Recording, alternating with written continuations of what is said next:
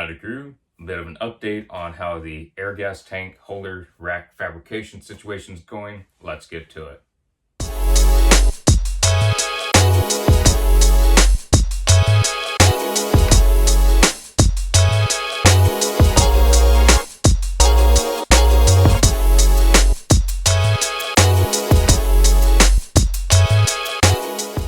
As I mentioned earlier, since early morning until now, until late evening, I've been going around to different fabrication shops and trying to get a fabrication shop to make the tank holders. And it's a lot more difficult than I thought it would be. I took it to one shop that is pretty good here in Los Angeles, and they at first were interested in it, then they said they didn't do small projects. And then to go into another shop, they could do it, but then they couldn't do it.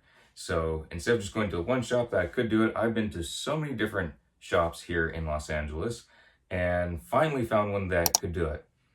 And I do want to mention, as I've stressed before in prior videos, that the skill set of being able to read and draw hand-drawn blueprints is essential.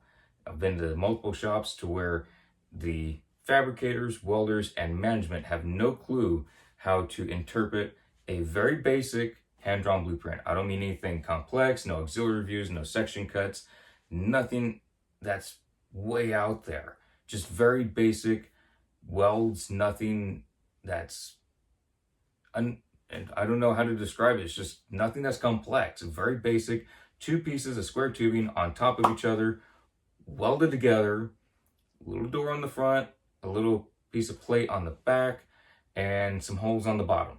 And everything was laid out, had multiple views, and so front, right side, top view, and had some extra notes that really laid stuff out. And even if it was just square tubing, they have no idea what hidden lines are. They have no idea what weld symbols are. So it's not even anything that's really out there. And that's why I mentioned, if you have that skill set, put you ahead a lot of folks that are in the same line as you. So it puts you to the front of that line, or at least get you higher up there. So I want to mention that. That was a big factor of fabrication shops not being able to do it. They need it on AutoCAD or some sort of software to turn things every which direction. And I don't use that. I would like to know how to use that. But if you're out in the field, you don't have computers right next to you. You have blueprints, whether they've been printed out or they're hand-drawn, you're going to have blueprints. So I do want to mention that. And I did finally find a shop that's going to work on it. They're going to give me a quote very soon.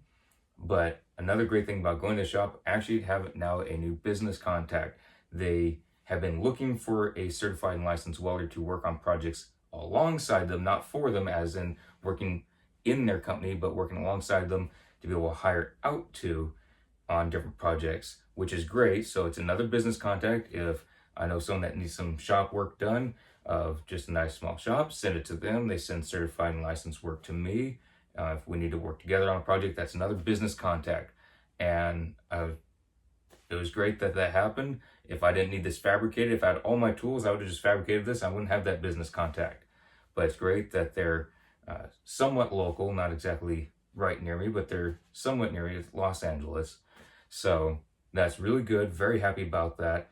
And they actually have some big projects that they needed a certified and licensed welder to come work on in the near future. So hopefully that all works through. Not saying it will, but hopefully it will. I would really like that. It'd be great. And business contacts, it's all very important. You got to make contacts with local fabrication shops, other rig welders. That's another thing. If there's a rig welder that needs two other rigs to work alongside for a project, they call you, you work with them and another guy that operates their own rig. You all get paid by the contractor. It's all fine and dandy. So make those business contacts.